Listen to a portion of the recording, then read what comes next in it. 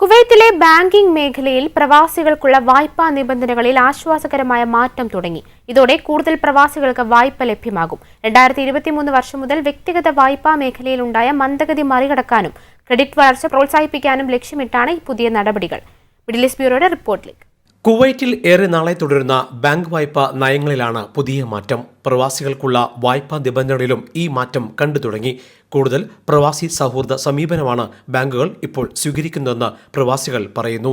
2023 മുതൽ വ്യക്തിഗത വായ്പാ മേഖലയിൽ നിയന്ത്രണം കർശനമാക്കിയിരുന്നു. ഈ മന്ദഗതി മറികടക്കാനും ക്രെഡിറ്റ് വളർച്ച പ്രോത്സാഹിപ്പിക്കാനും ലക്ഷ്യമിട്ടാണ് പുതിയ നീക്കം. ഇതോടെ കൂടുതൽ പ്രവാസികൾക്ക് ബാങ്ക് വായ്പകൾ ലഭ്യമാകും. ഉയർന്ന യോഗ്യതയുള്ള പ്രൊഫഷണലുകളെയും പ്രവാസികളെയും ലക്ഷ്യമിട്ടാണ് പുതിയ മാറ്റം.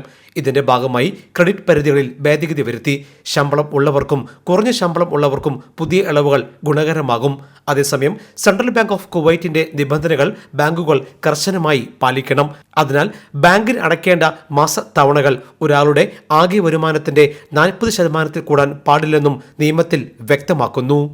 ജയ് Hind news bureau, Middle East. One anchor every week, 20 years, 1,000 episodes on one TV channel. Middle East This Week, an Elvis Chumar TV show. Exclusively on Jai Hind TV. Stay tuned for the 1,000 countdown.